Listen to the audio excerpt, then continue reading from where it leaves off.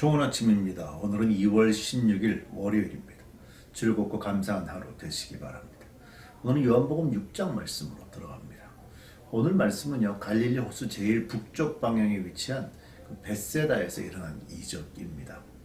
이 갈릴리 호수는 성경에 디베랴 호수라고도 기록이 되고 있는데, 예수님 당시 황제였던 황제였던 티베리우스, 그 사람이 호수 남서쪽에 디베랴라는 도시를 세웠습니다.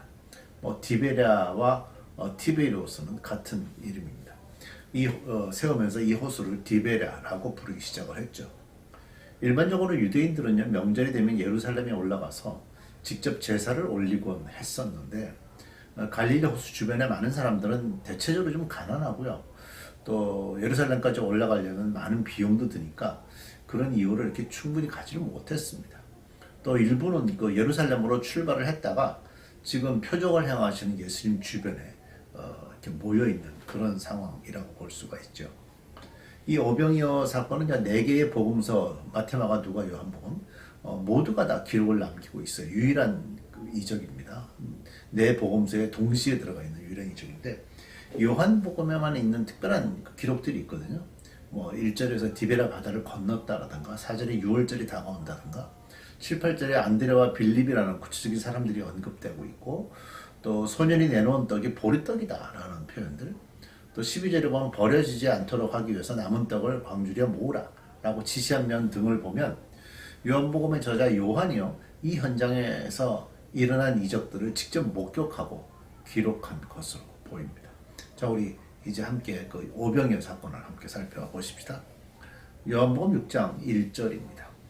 그 뒤에 예수께서 갈릴리 바다 곧 디베랴 바다 건너편으로 가시니 큰 무리가 예수를 따랐다. 그것은 그들이 예수가 병자들을 고치신 표적들을 보았기 때문이다. 예수께서 산에 올라가서 제자들과 함께 앉으셨다. 마침 유대 사람의 명절인 유월절이 가까운 때였다. 예수님은 그동안 사역을 하고 온 제자들, 사실 요한복음은 기록이 되지 않고 있는데, 마태마가, 누가복음에는 이 바로 오병이어 사건 바로 앞에 보면 제자들이 직접 전도하러 나갔다 온 장면이 있습니다. 그래서 그것이 배경이 되죠. 그동안에 사역을 하고 갔다 왔던 그 제자들 좀 쉬게 하기 위해서 배를 타고 호수를 가로질러 건너편으로 올라갔다고 오늘 본문에서 말하고 있죠. 마태복음에서는 뭐라고 얘기하는가 하면 따로 빈들로 갔다 이렇게 표현이 되고 있고요. 마가복음도 한적한 곳으로 갔다 이렇게 되어 있어요. 그러니까 사람들이 없는 곳이고, 빈들이란 말은 그야말로 사람들이 없을 뿐만이 아니라 주변에 먹을 것도 없고 아무것도 없는 그런 곳이라는 거죠. 그러니까 사람들이 없는 것을 찾아갔다라는 걸 알 수 있고, 영어 성경에 킹 제임스 버전이라는 번역이 있습니다. 어떤 사람들은 그것만이 성경이다라고 주장하는 일부의 사람들이 있긴 하지만요. 킹 제임스 버전에서 보면 여기를 데저트 플레이스라고 또 표현을 하거든요. 그러니까 이제 호수 주변에 있는 그냥 한적한 곳 정도가 아니라, 거기는 농사도 잘 안 되고 사람들이 아예 근처로 가기도 힘든 그런 아주 사막지대와 같은 그런 한적한 광야와 같은 그런 것이다 라고 표현을 하고 있는 겁니다. 우리가 이제 성경에서 이 데저트 플레이스라고 얘기하고 있는 이런 부분들을 보통 광야라고 번역을 하거든요. 그러니까 보통 일반적인 사람들이 이런 것을 의도적으로 찾아오는 것은 쉽지가 않았고요. 더군다나 그런 곳에 지금 사람들이 많이 모여 있다면 그 사람들은 먹을 방법이 없는 거죠. 그러니까 또 주변에 많은 사람들을 먹일 식당이나 민가도 있지도 않았을 거고요. 그러니 어디에서 이 사람들이 이제 먹을 것을 해결하겠어요. 그래서 오늘 말씀의 시작은 뭐냐면 광야입니다. 이 이적은 광야에서 일어났다. 아무것도 없는 곳에서 일어났다. 광야라는 것은 불편한 곳이죠. 스스로 무언가를 해결할 수 없는 곳입니다. 광야를 얘기하려면 없다. 이 없다라는 단어를 가지고 설명을 해야 될 그런 곳이죠. 그래야 우리의 필요를 설명할 수 있고 우리의 불편함을 설명할 수 있기 때문입니다. 근데 왜 광야에서 예수님의 이적이 일어났을까? 사람이 의지할 그 어떤 것도 없기 때문 아니겠어요? 이적이라는 것은 모든 것들이 다 갖춰진 상태에서 일어나는 건 이적이라고 볼 수 없죠. 특히 모든 것들이 준비된 상태에서는요, 하나님의 이적을 경험하기 어렵습니다. 우리가 이제 주머니에 돈이 많잖아요. 지갑에 돈이 많은 상태에서 일어나는 모든 일들은 그 돈으로 해결을 할 때 우리는 그걸 보고 이적이라고 하지 않습니다.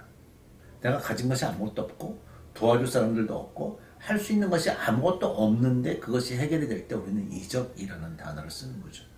오늘 본문의 배경이 데저트 플레이스라고 기록을 굳이 하고 있다. 빈들이다. 한적한 곳이다. 이런 표현들을 하는 거 보면 이곳이 진짜 기적을 경험할 수 있는 곳이라는 거죠. 자, 계속해서 내용을 살펴봅시다. 5절입니다. 예수께서 눈을 들어서 큰 무리가 자기에게로 모여드는 것을 보시고 우리가 어디에서 빵을 사다가 이 사람들을 먹이겠느냐 하고 빌립에게 말씀하셨다. 빌립 언급되고 있죠. 예수께서는 빌립을 시험해 보고자 이렇게 말씀하신 것이다. 그러니까 빌립이 얼마나 잘 이렇게 벌써 지금 요한복음 6장으로 오면서 빌립은 여러 가지 경험들을 하고 있거든요. 그런 것들을 얼마나 잘 습득하고 있는지를 보였다는 거죠. 예수께서는 자기가 하실 일을 잘 알고 계셨던 것이다. 빌립이 예수께 대답하였다. 이 사람들에게 모두 조금씩이라도 먹게 하려면 빵 200데나리온 어치를 가지고서도 충분하지 못합니다. 여기 좀 밑에서 설명해 볼게요. 제자 가운데 하나이며 시몬 베드로의 동생인 안드레가 이렇게 예수께 말하였다. 여기 한 아이가 보리빵 5개와 물고기 2마리를 가지고 있습니다. 여기 보리빵이라는 단어가 나오죠. 여기만 나오는 단어입니다. 그러나 이렇게 많은 사람에게 그것이 무슨 소용이 있겠습니까? 이렇게 많은 사람에게 그것이 무슨 소용이 있겠습니까? 무슨 얘기입니까? 이거 있으나 마나죠. 뭐. 당신이 예수님이라 할지라도 이런 의미를 좀 갖고 있는 거잖아요.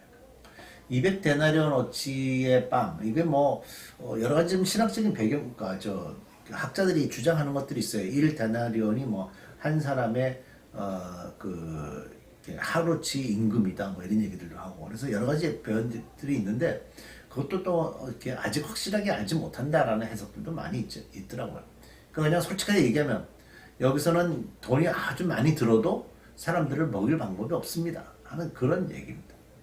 그러니까 결국 이곳이 빈들이라는 것이고 한적한 곳이라는 얘기고 사막과 같은 광야와 같은 그런 곳이다 이런 말씀을 하고 있는 거죠. 그러니까 누구에게도 의지할 곳이 없다 이런 얘기입니다. 아무것도 없다. 그런 얘기를 하는 거예요. 그야말로 완전히 아무것도 비어있는 상태에서 예수님 어떻게 하시겠습니까? 하는 식의 제자들의 태도를 보여줄 수 있는 거죠. 10절 예수께서 사람들을 앉혀라 하고 말씀하셨다. 그곳에는 잔디가 많았다. 사람들이 앉았는데 그 수가 5,000명쯤 되었다. 일반적으로 5,000명 얘기할 때 이 5,000명은 대개 다 남자들 성인만 얘기하는 겁니다. 그래서 이제 우리가 여기 모인 사람의 숫자를 대개 남자 성인, 여자 성인, 아이 하나 정도로 추정을 해볼 때 적어도 15,000명은 됐을 거다라고 생각을 하죠. 왜냐면 남자가 5,000명이면 뭐 여자들이 또 굉장히 많을 거 아니에요. 그래서 11절 예수께서 빵을 들어서 감사를 드리신 다음에 앉은 사람들에게 나누어 주셨다. 그리고 물고기도 그와 같이 해서 그들이 원하는 대로 주셨다. 그들이 배불리 먹은 뒤에 예수께서 제자들에게 남은 부스러기를 다 모으고 조금 더 버리지 말아라 하고 말씀하셨다. 그래서 보리빵 5개에서 먹고 남은 부스러기를 모으니 12광주리에 가득 찼다. 이 12광주리라는 말은 일반적으로 우리나라에서는 좀 보기가 좀 어려운 형태, 우리나라도 있었다고 그러는데요.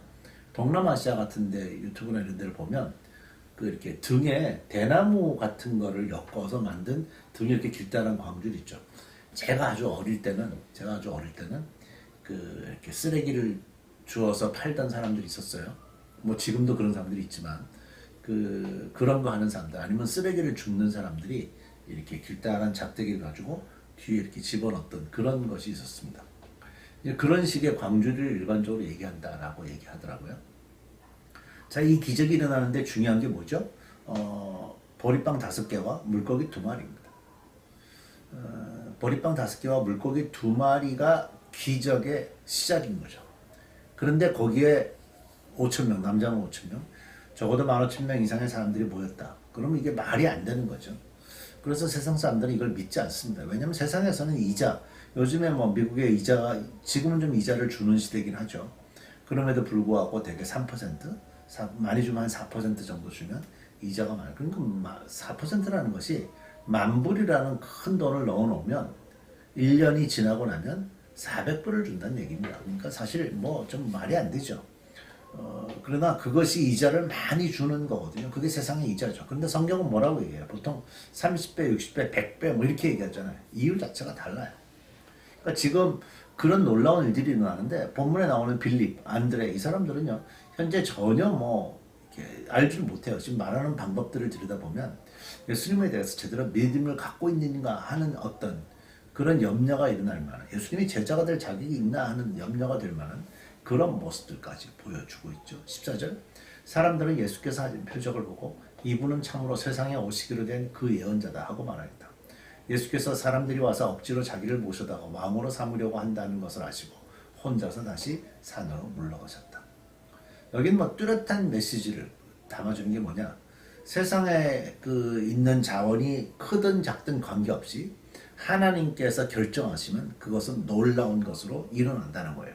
그러니까 우리는 생각할 때 이만한 크기의 물건을 가지고 기적이 일어날 때 거기서 뭐 20%, 30% 이런 것들을 생각하는 거잖아요. 그런데 하나님이 가지고 계신 자원은 무한하기 때문에 얼마든지 세상 사람들의 상상을 넘기는 일들이 일어나고 있다는 거죠. 그래서 우리가 이 말씀을 보면서 믿음을 가질 때 어떻게 믿음을 갖느냐? 무제한의 힘을 가지시고 무제한의 자료를 갖고 계시고 무제한의 자원을 갖고 계신 그 하나님을 믿는 법을 배워야 돼요. 그래서 우리의 생각을 열어야 되고요. 우리의 사고가 세상에 갇혀 있는 것들을 하나님이시라면 광대하신 하나님이라면 하실 수 있다고 할 수 있는 그런 믿음의 사람들 되시기 바랍니다. 우리 기도하겠습니다. 하나님, 우리의 사고가 항상 세상에 갇혀 있습니다. 그나마 세상에서도 좀 괜찮은 쪽으로 갇혀 있어도 하나님이 기대하시는 것과 비교하면 도저히 비교할 수 없는 수준밖에 되지 못합니다. 우리가 이제 믿음을 가졌으니 눈을 뜨게 하시고 믿음의 문을 열게 하시고 하나님께서 어떻게 광대하신 일을 하실지 믿음으로 소망하고 기대하는 사람들로 삼아 주옵소서. 예수님의 이름으로 기도드립니다.